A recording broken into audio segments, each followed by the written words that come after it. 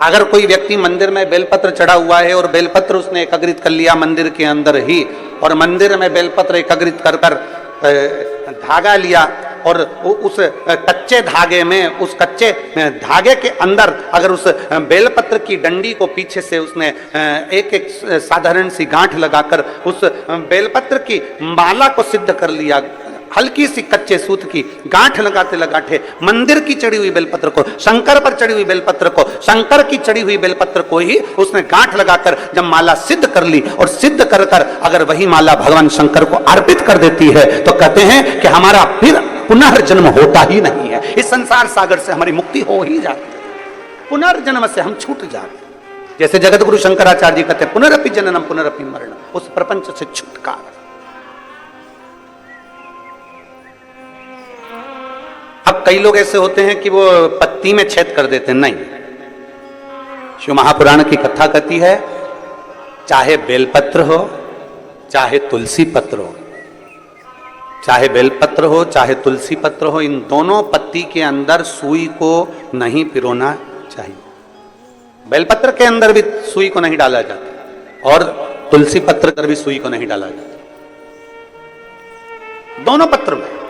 हाँ, कच्चे धागे से आप उसमें डंडी में गांठ लगाकर भगवान शंकर को माला धारण कर सकते हो, पर कौन सी बेलपत्र? फिर से बोलो जरा जम के, कौन सी बेलपत्र? जम के आवाज आना चाहिए। जो शंकर भगवान पर चढ़ी हुई है वही बेल धोया, माला सिद्ध करी, और वही माला मेरे देवाधिदेव महादेव को समर्पित कर दी, वही माला। नमामि शमीशा निर्वाण रूपम विभुम व्यापकं ब्रह्मवेद स्वरूपम। नमामि शमीशा निर्वाण रूपम विभुम व्यापकं ब्रह्मवेद स्वरूपम। नमः शिवाय। ओम नमः शिवाय। नमः शिवाय। ओम नमः शिवाय। नमामि शमीशा निर्वाण रूपम विभुम व्यापकं ब्रह्मवेद स्वरूपम। नमामि शमीशा निर्वाण रूपम विभुम व्यापकं ब्रह्मवेद। शिव को चढ़ा हुआ पुष्प शंकर को वापिस समर्पित, शंकर का बेलपत्र शंकर को वापिस समर्पित। तेरा तुझको अर्पण, क्या लागे मेरा, मेरा है क्या?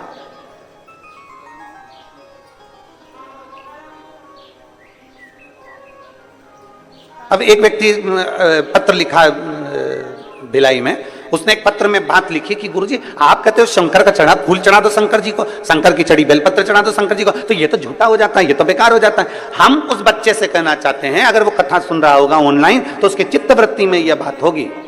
दुर्ग का पिता है, अगर उसने बात कथा सुन रहा होगा तो उसके स्मरण में होगा कि आप कह रहे हो कि बेलपत्र झूठा हो गया, शंकर भगवान को चढ़ा फूल झूठा हो गया और वापिस शंकर भगवान को दे दिया। तो हम पूछे, अच्छा भगवान ने लिया क्या?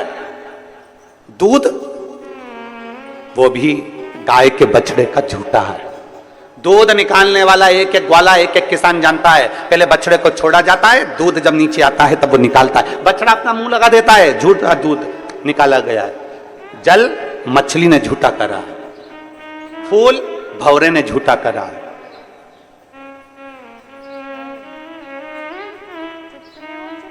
और जब मेरा भोलेनाथ झूठा जल स्वीकार कर सकता है, झूठा फूल स्वीकार कर सकता है, झूठा दूध स्वीकार कर सकता है, तो अपन कौन से सत्यवान है? अपन भी तो झूठे हैं। तो जरा विचार करो कि वो झूठा पुष्प, झूठा दूध, झूठा जल स्वीकार कर सकता है, तो मेरा शंकर अपन जैसे झूठे को भी स्वीकार कर सकता है। वो सरल है, सहज है, आनंद है।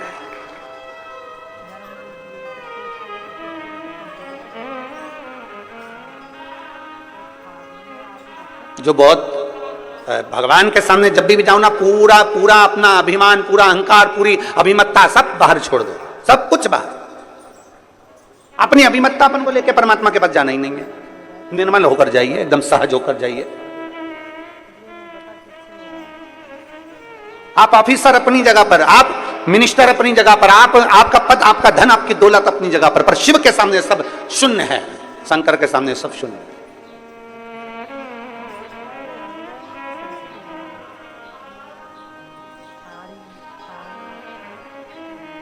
विचार करिएगा।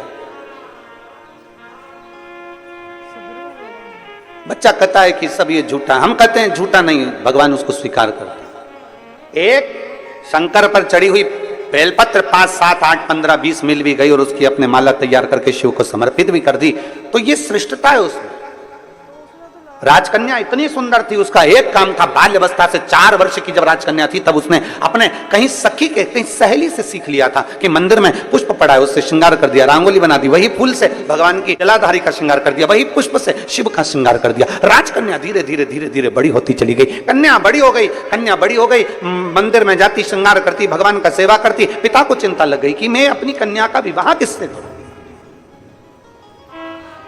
इसको किसको समर्पित करा जाए, किसको दिया जाए। और फिर निवेदन है, राजा जनक जैसी चतुरता लाकर रखना अपनी बुद्धि में। बेटी का विवाह करने से पहले राजा जनक जैसी विद्वत्ता लेकर आओ। राजा जनक ने एक संकल्प किया था, मेरी बेटी का विवाह मैं उसी के साथ करूंगा जो धनुष को उठाएगा, चढ़ाएगा, मैं बेटी उसको ब्याह दूंगा।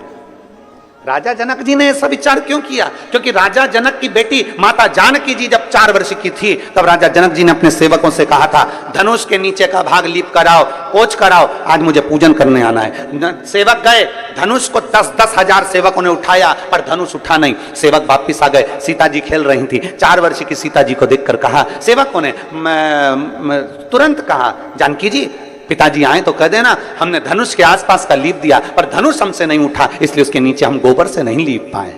आप कह दोगी ना? सीता जी ने कहा, क्या काका तुमसे धनुष नहीं उठा, चलो मैं उठाती हूं, तुम लीप देना।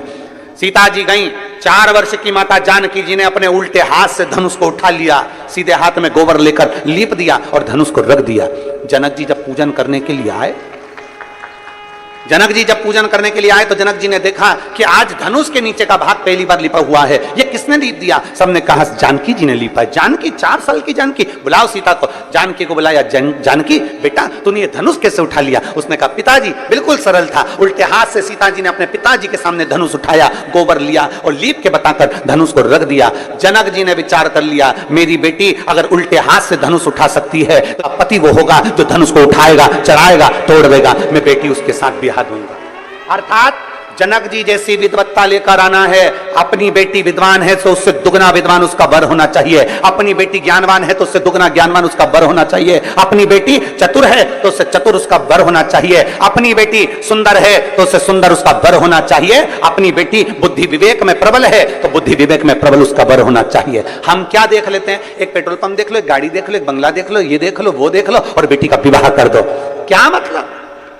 अगर तुम्हारी बेटी में विद्वत्ता है और भगवान ने उसको अगर लायक बनाया है तो 4 पेट्रोल पंप खड़े करने की जवाबदारी भी तुम्हारी बेटी रखती है, उसका दम रखती है। आप इतना सहज में कोई मिलेगा कि नहीं मिलेगा? अच्छा पेट्रोल पंप दिख रहा है, अच्छा पेट्रोल पंप दिख, अच्छी गाड़ी दिख रही है, अच्छा बंगला दिख रहा है, अच्छा धन दिख रहा है, और मालूम पड़े तुमने बेटी का विवाह कर दिया और लड़की शादी कर कर चली गई और पेट्रोल पंप, गाड़ी, बंगला तो सब देखा पर बेटी के लिए वर अच्छा नहीं देखा। रात को 1-1 बजे तक आ रहा है, मालूम पड़े टन्न होकर आ रहा है, दोस्तों के साथ बैठा रहता है, 1 मिनट का समय उसको अपनी पत्नी के लिए नहीं है। जब भी घर में आता है ऐसा बोलता है कि घर में क्लेश हो जाता है और तुम सोच रही हो कि पेट्रोल पंप से गुजारा हो जाए, तुम सोच रही हो गाड़ी और बंगले से गुजारा हो जाए। एक बात आपसे कहें, बाप बेटी को विदा करता है ना, सारा सोना चांदी, कपड़े लत्ते, जेवर, आभूषण सब देकर भेजता है। बोलो बोलो, सही है कि गलत है? जब बाप बेटी को विदा करता है और बाप को मालूम पड़ जाए कि लड़का अच्छा नहीं है, मेरी बेटी का सम्मान नहीं करता, आदर नहीं करता, सत्कार नहीं करता, इसने सब बर्बाद करके रखा, बच्चों पर ध्यान नहीं देता, तो ईमानदारी से बोलो बाप जमाई की इज्जत करेगा? अरे बोलो तो रे, करेगा इज्जत? नहीं करेगा।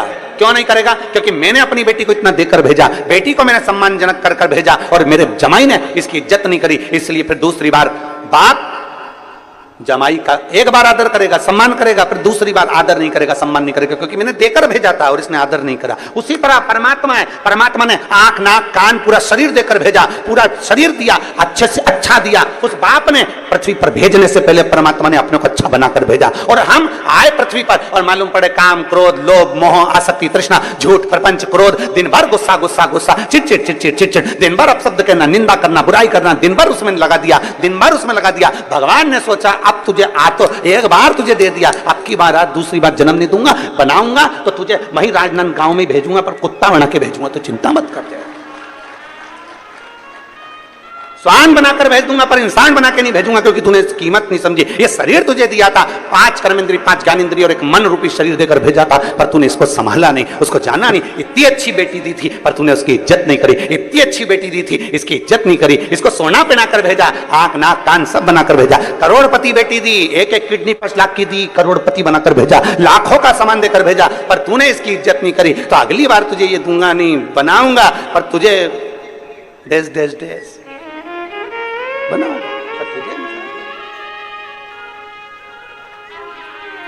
कितनी मेहनत से बेटी की शादी करने से पहले जनक जी की कथा का स्मरण करिएगा, बेटी का विवाह करने से पहले जनक जी की कथा का स्मरण करिएगा कि बेटी समझदार है तो उससे दुगना समझदार उसका बर होना चाहिए। गाड़ी बंगला पेट्रोल पंप जमीन जायदाद नहीं देखना, सबसे पहले देखो कि जिस लड़के के साथ बेटी ब्याह रहे हैं वो लड़का आपकी बेटी की इज्जत करेगा कि नहीं करेगा, आपकी बेटी का सम्मान करेगा कि नहीं करेगा। मालूम पड़े धन तो बहुत है पर क्या करे, क्या पेट्रोल पंप की पेट्रोल को खाएगी, ये गाड़ी बंगले को मुख में लेगी? नहीं, अपने पति के 2 शब्द प्रेम के मिल जाएं, आदर के शब्द मिल जाएं, बस बहुत है। जब दुख की घड़ी आए, जब कहीं बेटी को घर में ताने मिल रहे हो और उस जगह पर उसका पति एक बार साथ में खड़ा हो जाए तो बेटी की भी छाती को लगता है कि मेरे साथ कोई है खड़ा होने वाला, कोई है मेरा साथ देने वाला।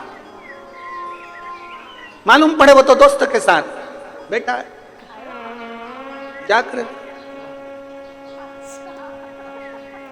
राजकन्या की शादी करना बड़ी सुंदर है, पर शंकर जी से वो तो स्नेह कर बैठी है, शिव जी की पूजन करती है, शंकर भगवान का भजन करती है, शंकर जी की प्रीति रखती है, शिव जी का श्रृंगार करती है, शंकर भगवान का अनुमोदन करती है।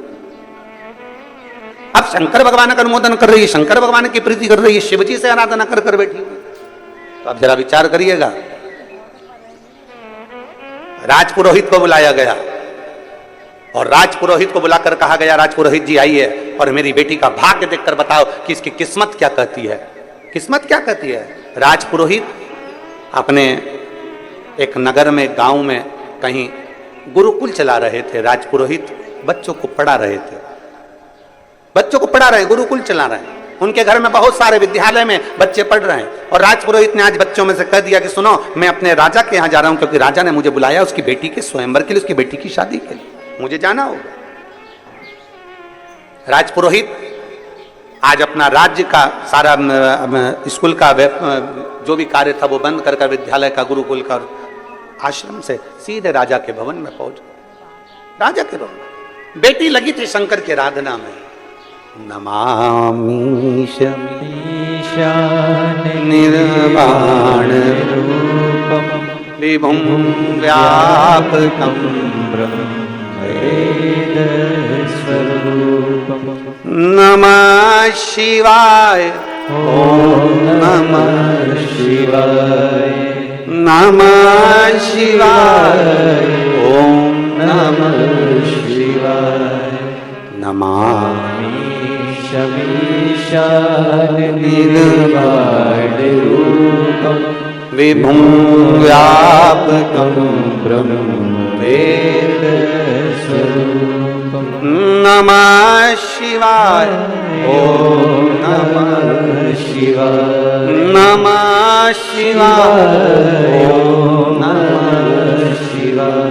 लगी बेटी भगवान शंकर की आराधना, श्रृंगार बना रही है, शिव के मंदिर को सजा रही है, शंकर के शिवलिंग को सजा रही है, भगवान शंकर का श्रृंगार कर रही है, शिव का शिवलिंग। शंकर भगवान के शिवलिंग में 3 जगह ऐसी है जहां पर पुष्प या इत्र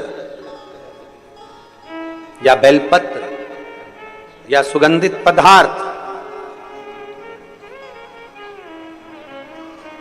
भगवान शंकर को समर्पित करा जाता है तो रोग से निवारण होता जाता है। 3 स्थान समझेंगे। ये शिवलिंग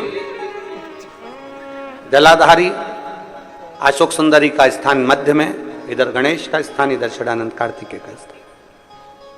3 स्थान हैं जहां पर बन सके।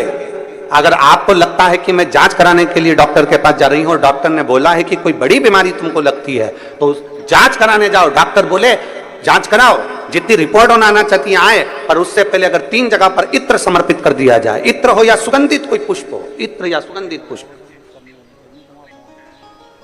3 स्थान पर अगर इत्र समर्पित किया जाए तो वो स्थान और इत्र समर्पित कर आप जाओ फिर जांच कराओ, मना नहीं, पर वो 3 स्थान बताएगा। पहला स्थान अशोक सुंदरी और भगवान शंकर का जो शिवलिंग रखा है उसके बीच में जो अशोक सुंदरी और शंकर भगवान के शिवलिंग के बीच में एक जगह खाली पड़ी रहती है।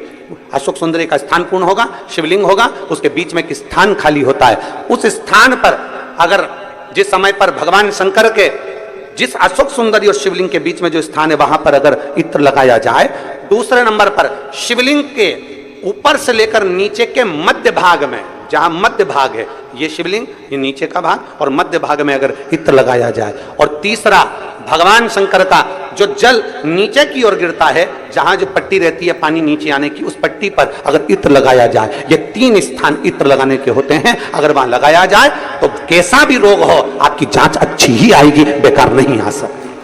आप कितने ही करा लें उसको। एक शंकर भगवान के शिवलिंग का 3 जगह पर इत्र या 3 जगह पर सुगंधित पुष्प लगाया जाए। अब जब आप लोग अभिषेक करने बैठते हैं या पूजन करने बैठते हैं या शंकर जी के मंदिर जाते होंगे, कौन कौन जाता है शिवालय? सभी लोग जाते हो? बोलो हर हर महादेव। शिवालय जाते हो तो शिवालय में जाकर जब आप इत्र चढ़ाते हो भगवान पर, यहाँ इत्र लगाया आपने, फिर यहाँ पर भी लगा देते हो, यहाँ पर भी लगा देते हो, यहाँ पर भी लगा देते हो, सब दूर इत्र लगा देते हो। जो समझदार होता है ना वो सभी दूर इत्र लगा देता है। और कई कई ऐसे रहते हैं जरा सा इत्र लिया और रुई में लेके एक जगह पर रख दिया, फूल में लेके एक जगह पर रख दिया, पर पूर्ण जगह पर इत्र लगा दो, बाबा के पूर्ण स्वरूप पर इत्र लगा दो। आपको नहीं मालूम अनायास, आपको नहीं मालूम कि 3 जगह कौन सी है, तो आप पूर्ण स्वरूप पर इत्र लगा दीजिए, पूर्ण स्वरूप पर। वेद मंत्र में त्र्यंबकेश्वर का बाबा का मंत्र,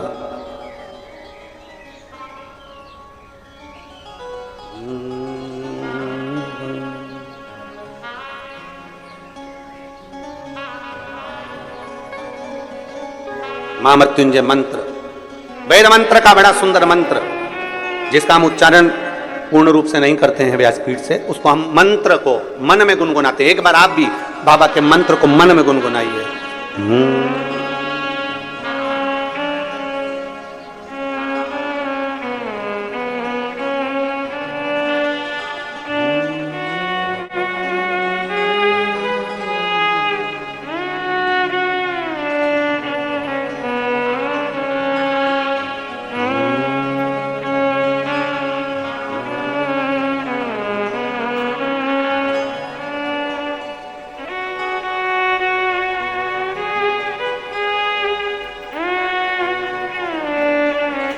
भगवान शिव का त्र्यंबक मंत्र का स्मरण करें, और नहीं कर सकते तो पंचाक्षर करें नमः शिवाय, नहीं कर सकते षडाक्षर करें ओम नमः शिवाय, नहीं कर सकते तो श्री शिवाय नमस्तुभ्यम का स्मरण करें। आपको नहीं किया 3 जगह का वर्णन, यहां तक शिव कथा कहती है।